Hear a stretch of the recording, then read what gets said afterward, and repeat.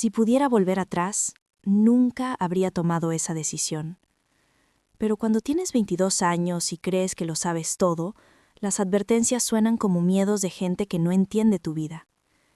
Mi madre me lo dijo mirándome a los ojos, con esa mezcla de preocupación y certeza que solo las madres tienen. Pero yo no escuché. Y ahora, cada día que pasa, cargo con el peso de haber destruido todo por orgullo. Me llamo Sebastián, tengo 27 años, y esta es la historia de cómo una sola decisión arruinó mi vida y la de las personas que más amaba. Crecí en una ciudad pequeña, de esas donde todos se conocen y donde tu reputación vale más que el dinero. Mi madre, Elena, era maestra de primaria. Llevaba 30 años enseñando a leer a niños que luego crecían y la saludaban por la calle con cariño. Mi padre, Roberto, era contador en una empresa local de transportes. No era un trabajo glamuroso, pero era estable, confiable, como él. Nunca fuimos ricos, pero tampoco nos faltó nada. Teníamos una casa modesta, un auto viejo que mi padre mantenía funcionando con puro ingenio y una rutina que nos daba seguridad. Los domingos comíamos juntos. Las navidades eran sencillas pero llenas de risas. Mis padres se sacrificaron toda la vida para darme algo que ellos nunca tuvieron, la oportunidad de estudiar en la universidad. Yo era el primero de la familia en llegar tan lejos, el orgullo de mi madre, la esperanza de mi padre. Estudiaba ingeniería industrial en la capital, a 3 horas de casa. No era el mejor de la clase, pero era constante, responsable, sacaba buenas notas, tenía un grupo de amigos sólido, y tenía a Carolina. Carolina era mi novia desde el primer año de universidad. Nos conocimos en una clase de cálculo. Ella estudiaba administración de empresas. Era inteligente, práctica y tenía los pies firmemente plantados en la tierra. Nos entendíamos, hacíamos planes juntos, planes realistas. Terminar la carrera, conseguir trabajo, tal vez casarnos en unos años. Nada extravagante, pero era nuestro.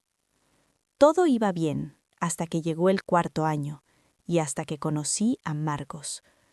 Marcos no era como nosotros. Venía de una familia con dinero, mucho dinero. Su padre tenía varias empresas. Él estudiaba porque le daba la gana, no porque lo necesitara. Siempre tenía lo último en tecnología, ropa de marca. Llegaba a clases en un auto que costaba más que mi casa. Pero lo extraño es que, a pesar de todo eso, Marcos era accesible. Hablaba con todos y tenía un don para hacer que las cosas complicadas sonaran simples. Un día, después de una clase, Marcos se me acercó. Yo casi no había hablado con él antes, éramos de mundos diferentes, pero ese día me invitó a tomar un café. Acepté, curioso. Fuimos a una cafetería cerca del campus, de esas con sillones de cuero y wifi rápido. Marcos pidió un espresso doble, yo un café americano. Y entonces empezó a hablar. Me habló de criptomonedas, de inversiones, de plataformas digitales que estaban revolucionando las finanzas. Me dijo que el mundo estaba cambiando, que la gente que no se subía al tren ahora se iba a quedar atrás. Me mostró su teléfono, gráficos, números, capturas de pantalla de su propia cuenta, donde, según él, había convertido $5,000 en 25,000 en 6 meses. Yo lo escuchaba fascinado, no tanto por el dinero, sino por la idea de que había una puerta que yo no había visto, una oportunidad que estaba ahí, disponible, pero que solo algunos sabían aprovechar. Marcos me explicó que había encontrado una plataforma de trading automatizado. No hacía falta ser experto. El sistema usaba inteligencia artificial para hacer las operaciones. Solo había que invertir una cantidad inicial y la plataforma trabajaba por ti. Él ya había metido a varios amigos. Todos estaban ganando. Le pregunté por qué me contaba esto a mí. Me dijo que me caía bien, que veía potencial en mí y que estas oportunidades funcionaban mejor cuando entrabas con gente de confianza. Había un esquema de referidos. Si yo entraba con su código, ambos nos beneficiábamos. No tomé la decisión ese día, pero la semilla ya estaba plantada. Empecé a investigar por mi cuenta. Busqué en Internet, vi videos, leí artículos, todo parecía legítimo. La plataforma tenía un sitio web profesional, testimonios, incluso apariciones en medios. Había gente diciendo que habían cambiado su vida gracias a ella. La primera a quien le conté fue a Carolina. Estábamos en su departamento, un sábado por la tarde. Le mostré lo que había encontrado. Le dije que Marcos ya estaba ganando dinero, que esta era la oportunidad que estábamos esperando, que si invertíamos ahora, en un año podríamos tener suficiente para casarnos, para comprar algo, para empezar de verdad. Ella me miró con escepticismo. Me dijo que sonaba demasiado bueno para ser verdad, que si fuera tan fácil, todo el mundo lo estaría haciendo, que no conocíamos a nadie, aparte de Marcos, que realmente hubiera ganado dinero así. Me preguntó si había consultado con alguien más, con un asesor financiero, con alguien que supiera. Le dije que no hacía falta, que esto era distinto, que Marcos sabía lo que hacía, que el mundo estaba cambiando y nosotros teníamos que cambiar con él. Carolina suspiró. Me dijo que tuviera cuidado, que no metiera dinero que no pudiera perder. Y ahí empezó la grieta entre nosotros, aunque yo no me di cuenta en ese momento. El problema era que yo no tenía dinero para invertir. Con lo justo pagaba mis gastos de estudiante, así que empecé a pensar. Y pensé en mis padres. Sabía que tenían ahorros, no mucho, pero algo. Lo habían guardado durante 15 años. Era para su retiro, para emergencias, para ayudarme a mí si algún día lo necesitaba. Eran como $20,000. No era una fortuna, pero para ellos era todo. Fui a casa un fin de semana. Llegué el viernes por la noche. Mi madre me preparó mi comida favorita. Mi padre preguntó por la universidad, por las notas, por Carolina. Todo normal. El sábado por la mañana, después del desayuno, les dije que tenía que hablar con ellos. Nos sentamos en la sala. Yo estaba nervioso, pero también emocionado. Pensaba que les estaba trayendo buenas noticias. Les conté sobre la plataforma. Les expliqué cómo funcionaba. Les dije que Marcos, un compañero de familia exitosa, ya estaba ganando dinero. Les mostré los gráficos, los testimonios, todo. Les dije que si invertíamos ahora, en 6 meses, tal vez un año, podríamos duplicar, tal vez triplicar el dinero, que podríamos pagar el resto de mi carrera sin problema, que ellos podrían tener un retiro más cómodo, que esta era nuestra oportunidad. Mi padre me escuchó en silencio.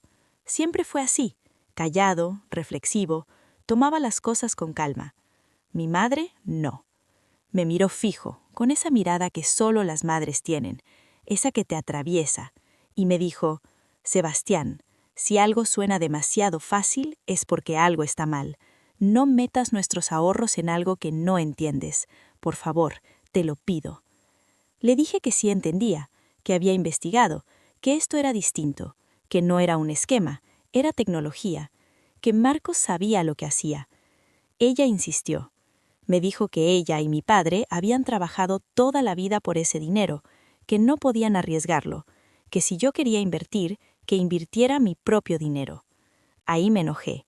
Le dije que yo no tenía dinero, que ellos tampoco iban a tener más si seguían haciendo las mismas cosas de siempre, que el mundo había cambiado y que había que adaptarse, que si no tomábamos riesgos, nunca íbamos a salir adelante. Mi padre, que había estado callado todo el tiempo, finalmente habló. Me preguntó cuánto tiempo llevaba funcionando esa plataforma. Le dije que unos 2 años. Me preguntó si conocía a alguien, aparte de Marcos, que hubiera sacado el dinero de ahí. Me quedé callado. Pero entonces me dijo algo que no esperaba. Me dijo, Sebastián, confío en ti. Si crees que esto es bueno, adelante. Pero prométeme que vas a tener cuidado. Mi madre lo miró sorprendida. Le dijo que no, que era una locura. Pero mi padre ya había tomado la decisión. Me dijo que al día siguiente me daría acceso a la cuenta de ahorros. Esa noche mi madre no me habló. Se fue a dormir temprano. Yo me sentí mal por un momento, pero me convencí de que estaba haciendo lo correcto, que en unos meses ella me iba a agradecer. El domingo por la mañana, mi padre me llevó al banco. Hizo la transferencia. $20,000. Toda una vida de trabajo. En mis manos. Volví a la capital con el dinero en mi cuenta. Lo primero que hice fue llamar a Marcos. Le dije que estaba listo. Me mandó el enlace de registro, su código de referido y las instrucciones. En 2 horas, el dinero estaba invertido. La plataforma me asignó un asesor virtual, un chat automático que respondía a preguntas. Me mostraba un panel con mi inversión, el rendimiento diario, las proyecciones. Todo parecía profesional, real. Le conté a Carolina. Esperaba que se alegrara, pero no lo hizo. Me dijo que si de verdad había metido los ahorros de mis padres. Le dije que sí. Me miró con una mezcla de incredulidad y tristeza. Me dijo que esperaba que tuviera razón, pero su tono decía lo contrario. Los primeros 2 meses fueron increíbles. Cada día revisaba el panel. Las ganancias iban subiendo, poco a poco, pero de manera constante. En un mes ya tenía 22,000. En 2 meses, 25,000. Estaba funcionando. Le mandaba capturas de pantalla a mi padre. Él me respondía con un «bien, hijo», nunca con emoción, pero yo lo tomaba como aprobación. Marcos seguía subiendo fotos a sus redes sociales, viajes, restaurantes caros, autos, todo con un pie de foto que decía algo como «La libertad financiera es posible». Yo empecé a sentirme parte de ese mundo, como si finalmente hubiera encontrado el atajo que todos buscan. En la universidad empecé a hablar más del tema. Le conté a algunos compañeros. 2 de ellos invirtieron también, con cantidades más pequeñas. Me empezaron a preguntar consejos. Yo me sentía importante, inteligente. Carolina, en cambio, se fue alejando. Me decía que estaba obsesionado, que solo hablaba de dinero, que había cambiado. Discutimos varias veces. Yo le decía que ella no entendía, que estaba siendo negativa, que en unos meses íbamos a estar bien. Ella solo me miraba y se callaba. Entonces llegó el 3er mes, un lunes por la mañana. Me desperté temprano, tenía un examen ese día. Antes de salir, decidí revisar el panel de la plataforma. Había tomado el hábito de hacerlo todas las mañanas, como quien revisa el clima, pero esta vez el sitio web no cargó. Pensé que era mi internet. Reinicié el Wi-Fi, nada. Probé desde mi teléfono, tampoco. Entré desde otra red. El sitio simplemente no existía. Sentí un vacío en el estómago. Busqué en Google el nombre de la plataforma. No encontré nada. Busqué noticias, nada reciente. Entré a mi correo. Ningún mensaje de la plataforma. Le escribí a Marcos. Le mandé 5 mensajes seguidos. No respondió. Lo llamé, no contestó. Le escribí por todas las redes sociales que tenía. Nada. Le escribí al soporte de la plataforma. Los correos rebotaron, el número de atención no existía, el chat automático estaba desactivado. Ahí entendí, y fue como si el suelo se abriera bajo mis pies. No fui al examen, me quedé sentado en mi cama mirando la pantalla de mi computadora, esperando a que fuera un error técnico, que en cualquier momento todo volviera a funcionar, pero no pasó. Pasé todo el día buscando información. Encontré foros donde otra gente hablaba de lo mismo, todos en pánico, todos preguntándose qué había pasado. Y lentamente empezaron a aparecer noticias. La plataforma era una estafa, un esquema Ponzi. Los creadores habían desaparecido, se habían llevado millones. Yo había perdido todo. No los $20,000 que había invertido, había perdido los ahorros de mis padres, 15 años de trabajo, su retiro, su tranquilidad, su futuro. Y lo peor, lo había perdido por orgullo, porque no escuché, porque creí que sabía más. No pude decírselos ese día, ni el siguiente, ni el siguiente. Pasé una semana entera mintiendo. Mi padre me llamaba para preguntar cómo iba todo. Yo le decía que bien, que todo seguía subiendo. Cada vez que colgaba, me sentía un poco más sucio. Carolina supo que algo andaba mal. Me preguntó qué pasaba. Al principio no le dije, pero finalmente, una noche, se lo conté. Me quebré. Lloré frente a ella. Le dije que había perdido todo, que no sabía qué hacer. Ella no me consoló. Me miró y me dijo, «Te lo advertí, y advertiste a tus padres, pero no escuchaste». Tenía razón. pero dolía igual. Finalmente tuve que volver a casa. Era viernes, mis padres no sabían que iba. Llegué sin avisar. Cuando abrieron la puerta, se sorprendieron. Mi madre me abrazó. Mi padre me preguntó si todo estaba bien. Les dije que teníamos que hablar. Nos sentamos en la misma sala donde 3 meses atrás les había vendido el sueño. Esta vez tenía que contarles la pesadilla. Les dije que la plataforma había desaparecido, que era una estafa, que el dinero se había perdido. Todo. Mi padre se quedó congelado. No dijo nada durante lo que parecieron horas. Solo miraba el suelo. Su rostro, siempre tan tranquilo, se descompuso lentamente. Fue como verlo envejecer 10 años en 10 segundos. Mi madre empezó a llorar. No de rabia, no gritó, no me insultó. Solo lloró. Un llanto silencioso, devastador. Y luego me preguntó, ¿por qué no me escuchaste, Sebastián? ¿Por qué? No tuve respuesta.